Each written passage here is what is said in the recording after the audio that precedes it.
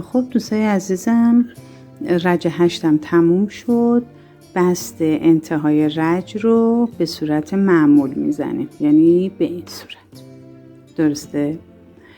برای رج 9 ما میخوایم بافت معکوس یا پایه خرچنگی ببافیم. به این ترتیب که من اینجا البته یه زنجیر رو میزنم. ببینید من باید تو فضاهای خالی این سمت، ببینید ما همیشه از این سمت میگفتیم، حالا برعکس باید ببافیم. یعنی قلاب رو وارد میکنم تو این فضای تک زنجیره، یه پایه کوتاه میبافم، یه زنجیره میزنم، میرم رو تک زنجیره بعدی. اینجا قلاب رو وارد میکنم، نخ میگیرم، یه زنجیره، و به همین ترتیب تو فضاهای تک زنجیره قلاب رو وارد میکنم، یه پایه کوتاه و یک زنجیره. تو فضای تک زنجیره بعدی قلاب رو وارد میکنم و ببینید بافتمون این شکلی میشه. من یه مقدار بیارم نزدیکتر. ببینید بافتمون به این صورت میشه. یعنی من قلاب رو تو این فضای تک زنجیره وارد میکنم و یه پایه کوتاه میبافم و یک زنجیر. بافت به این شکل میشه. دوباره قلاب رو تو فضای تک زنجیره قبل وارد میکنم، پایه کوتاه و یک زنجیر. به این میگیم پایه معکوس یا پایه خرچنگی. ببافید تا انتهای رج 9. خب دوستای عزیزم، به انتهای رج 9 رسیدیم. شروع رج 10. یعنی ما بست رو به این صورت میزنیم. ببینید این دوتا نخ اولین پایه معکوس رو میگیرم، قلاب رو واردش میکنم، این نخ رو میگیرم و وارد میکنم. به این صورت ما بست انتهای رج رو میزنیم. ولی حالا باید نخ رو بیاریم جایی که قراره بافت انجام بدیم. ببینید این آخرین پایه معکوسمون بود. اینجا یه فضای خالی وجود داره. پس من از پشت، چون که توی رج 10 قراره پایه بلندهای برجسته از پشت ببافیم، پس من قلاب رو واردش میکنم و این نخ رو با قلاب میگیرم و میبرم پشت کار. یه مقداری نخ من سفت شده. خب حالا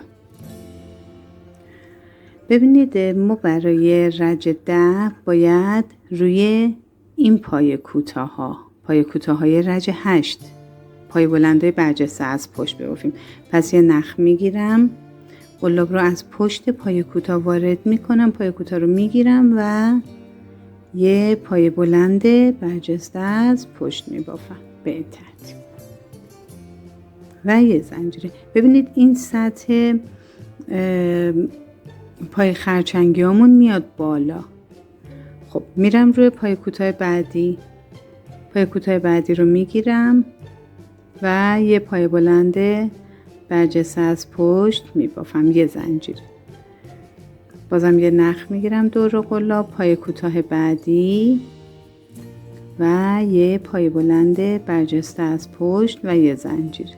به همین ترتیب ببینید وقتی که ما دور پای کوتاهی میبافیم این نخهای افقی دورش ایجاد میشه. پس متوجه میشیم که کدوم پای کوتاه رو نبافتیم. پس دور پای کوتاه رو من میگیرم به این ترتیب، پایه بلند برجسته از پشت میبافیم، پای کوتاه بعدی و پای بلند برجسته از پشت. ببینید بافتمون به این صورت میاد بالا. ببافید تا انتهای رج 10. البته یه نکته رو که باید رعایت کنیم تا همینجا، و البته حالا رج 8 رو میبافید، رج 9 رو میبافید، حتما شمارش انجام بدید. همون 36 تا پای کوتاه رو باید داشته باشیم، یا توی رج 9 مثلا 36 تا پای خرچنگی ما باید داشته باشیم. لطفا رعایت کنید که تعدادش کم یا زیاد نشه. خب دوستای عزیزم، رسیدیم به انتهای رج 10. بست انتهای رج رو به این صورت میزنم که نگاه کنید این نخ آزادی که وجود داره از پایه قبل. ببینید این دوتا نخ رو میگیرم و بست معمولی میزنم. درسته؟ همینجا یه زنجیره میزنم. برای رج 11 ما باید دور تک تک این پای بلندای برجسته از پشتمون پای ذرتی ببافیم با اختلاف 3 زنجیره. پس من دور این چند تا، ببینید یه مسئله که هست، ما شروع هر رجی یه زنجیره میزدیم که سطح کارمون بیاد بالا. الان برای اینکه کار من تمیزتر در بیاد، من کل این نخ‌ها رو میگیرم که هم شامل اون تک زنجیره هستش که سطح آورده بالا، همون پای بلندم، به خاطر اینکه کار تمیزتر در بیاد و پوشیده بشه دور در واقع زیر ذرتی. پس من 5 تا پایه بلند برجسته از رو میبافم.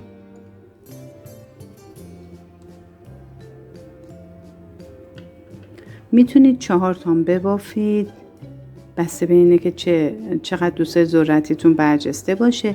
ولی اگه تغییر دادید بافتو، تا انتهای بافت همون تعداد پای بلند رو ببافید برای ذرتی. درسته؟ من 4 تا میبافم چون نخم کلفته، ولی افرادی که نخ نازک استفاده میکنن بهتر 5 تا برای ذرتی ببافن و ممکنه من در طول کار بگم که 5 تا پایه برای ذرتی، ولی بسته به اینه که شما اولین ذرتیتون رو با چه پایه‌ای بافتید. با همون پایه تا انتهای کار ادامه بدید، چون ما خیلی باید ذرتی ببافیم. خب قلاب رو وارد گندمی پایه اولم میکنم و ذرتیمو جمع میکنم. 3 تا زنجیره میزنم، میرم روی پایه بعدی، ذرتی بعدی رو میبافم به همین ترتیب. یعنی رج 11 ما فقط رو هر پایه بلند یه ذرتی میبافیم با اختلاف 3 زنجیره. من این ذرتی رو میبافم و ادامه کار رو انجام میدم، برمیگردم. ذرتی دوم 3 تا زنجیره، ببینید به این صورت. پس چون ما 36 تا پایه بلند داریم، باید 36 تا ذرتی هم داشته باشیم. خب عزیزان، به انتهای رج 11 رسیدیم. بست انتهای رج رو باید به این قسمت پای ذرتی بزنم که من یه زنجیره میزنم و با یه پایه متوسط این بست رو کامل میکنم. ما باید تو فضاهای خالی بافت انجام بدیم. همینجا یه زنجیره و یه پایه کوتاه. 3 تا زنجیره میزنم، میرم تو فضای 3 زنجیره بعدی، یه پایه کوتاه و 3 زنجیره. تو فضای بعدی یه پایه کوتاه و 3 زنجیره. به همین ترتیب تا کل رج 12 میبافیم. برای بست انتهای رج برمیگردیم. خب عزیزان، رسیدیم به انتهای رج 12. قبل از اینکه بست انتهای رج رو بزنم، ببینید این پای کوتاه اول رج رو ما باید نشانه گذاری کنیم، برای چند رج بعد استفاده میکنیم. یعنی همین پای کوتاهی که 3 زنجیره زدم. خب برای بست انتهای رج 12 یه زنجیره میزنم. باز هم مثل رج قبل، من نشانه من بد جایی زدم، مثل رج قبل باید با پایه متوسط ما بستمون رو بزنیم. همینجا یه زنجیره میزنم و یه پایه کوتاه. توی رج 13 هم 3 زنجیره و داخل فضای 3 زنجیره یه پایه کوتاه. 3 زنجیره داخل فضای 3 زنجیره پایه کوتاه. 3 زنجیره و پایه کوتاه. به همین ترتیب این رج رو هم ببافید تا انتهای رج بر بست برگردیم. دوستان گلم، به انتهای رج 13 رسیدیم. یه زنجیره میزنم با پایه متوسط، بسته انتهای کار رو میزنم. همینجا یه زنجیره، یه پایه کوتاه و مثل دو رج قبل اینجام به همین ترتیب داخل فضای 3 زنجیره پایه کوتاه میبافم. 3 تا زنجیره، پایه کوتاه، 3 زنجیره، پایه کوتاه، 3 زنجیره، پایه کوتاه و به همین ترتیب تا انتهای رج 14 ببافید. خب دوستای عزیزم، رسیدیم به انتهای رج 14. آخرین 3 زنجیره رو میزنم، به ابتدای رج بست میزنم. با یه بست وارد فضای 3 زنجیره میشم، یه زنجیره میزنم. ببینید برای شروع رج 15 ما باید رو همون پایه‌ای که علامت گذاری کرده بودیم پایه سوبل ببافیم. پس 3 تا نخ دور قلاب میندازم، قلاب رو به پشت اون پایه میبرم و پایه سوبل میبافم که توی 4 مرحله کور میشه.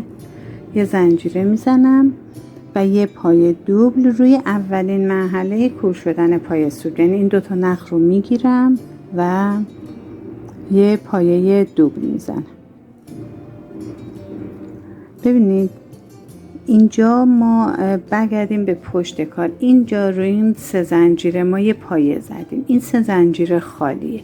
پس این 3 زنجیره که خالیه روش یه پایه کوتاه میزنم و 3 تا زنجیره میرم روی 3 زنجیره بعدی یه پایه کوتاه.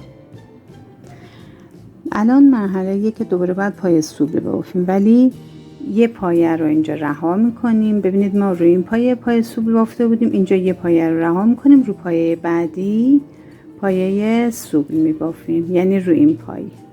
پس 3 تا نخ دور قلاب و قلاب رو وارد پایه کوتاه میکنم و پایه سوبل رو میبافم. یه زنجیره، پایه دوبل رو هم از اولین مرحله کور کردن پایه سوبل میگیرم و پایه دوبل میبافم. میرم رو این 3 زنجیره‌ای که هیچ بافتی نداره. ببینید این 3 زنجیر قبلی بافت خودمون رو داشت، این 3 زنجیره بافتی نداره. رو این یه پایه کوتاه میزنم، 3 تا زنجیره و میرم روی 3 زنجیره بعدی یه پایه کوتاه و مجدد این پایه رو از پایین رها میکنم. روی این پایه باید پایه سوبل بافم، یعنی از پایین یه در میون یه پایه رها میشه و رو پایه بعدی پایه سوبل بافته میشه. ببینید بافتمون به این شکل در میاد. ببافید تا انتهای رج 15. رسیدیم به انتهای رج 15. بست انتهای رج رو به این صورت میزنیم که به جای اینکه مثل قسمت‌های قبل 3 زنجیره بزنیم و اتصال رو برقرار کنیم، یه دونه پایه بلند میزنیم. ببینید این پایه کوتاه ابتدای رج بود، با یه پایه بلند من بست رو ایجاد میکنم. همینجا یه زنجیره میزنم، یه پایه کوتاه، 4 تا زنجیره میزنم برای شروع رج 16 و داخل این فضاهای وی شکل باید پایه ذرتی ببافم. من قرار شدش که 4 تا پایه بلند ببافم و تبدیل به ذرتی بکنم، ولی عزیزانی که نخشون نازکتره بهتره که 5 تا پایه بلند ببافم و ذرتی ایجاد کنم. بعد از اینکه پایه ذرتی رو جمع کردیم 4 تا زنجیره میزنم و روی این فضای 3 زنجیره یه پایه کوتاه به این صورت میشه. دوباره 4 تا زنجیره میزنم، بازم میرسم به این فضای وی شکل، 4 تا پایه بلند میبافم و تبدیلش میکنم به ذرتی. اینم 4می و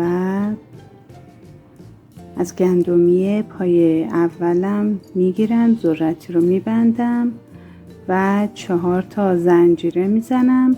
دوباره تو فضای 3 زنجیره بعدی یه پای کوتاه میزنم.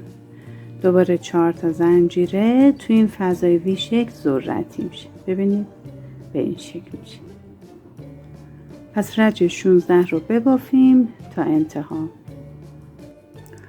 دوستان عزیزم به انتهای رج 16 رسیدیم. بست از اینکه 3 تا زنجیره آخر رو زدم، بست انتهای رج رو به این صورت میزنم.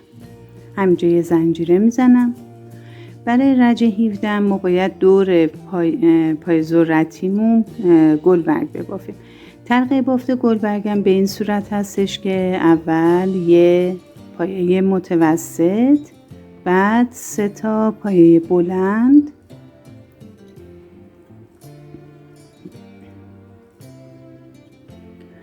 بعد یه پایه طویل باید ببافیم. پایه طویل حالت بافتش مثل پایه بلند ولی طریقه کور کردنش فرق داره. ببینید اول من یه نخ رو کور میکنم، بعد این دو و بعد نخ آخر،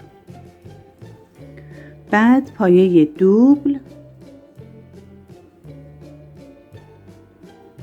و 2 تا زنجیره میزنم. 2 تا نخ پایین پایه رو میگیرم و تبدیلش میکنم به پیکوت. خب قرینه همینو این سمت ذرتی هم باید انجام بدم. پس میشه اول پایه دوبل،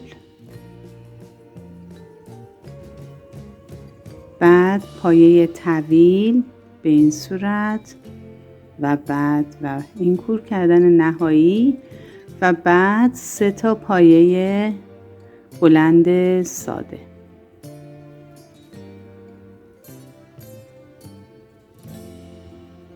و بعد پایه متوسط. ببینید گلبرگمون این شکل شد.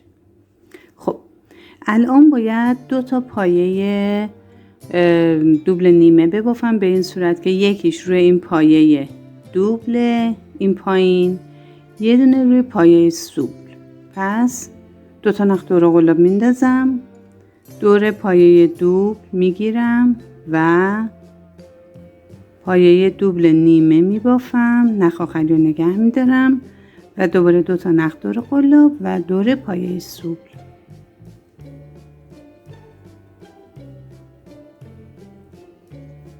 و در نهایت کورش میکنم. بعد بله مجدداً باید پایه حالت گلبرگ و دور این پایه ذرتی ببافیم.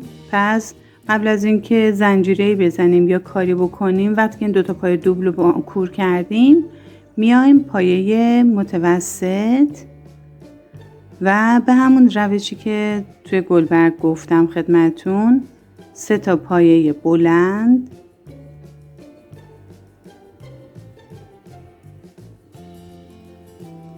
و یه پایه بلند طویل،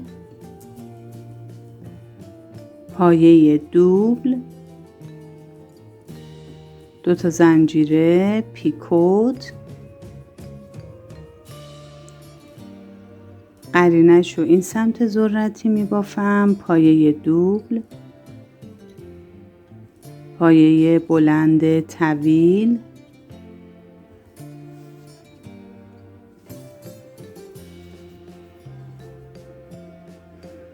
سه تا پایه بلند،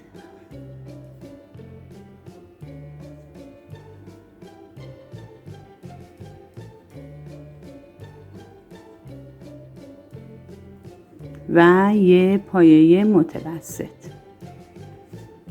به این صورت میشه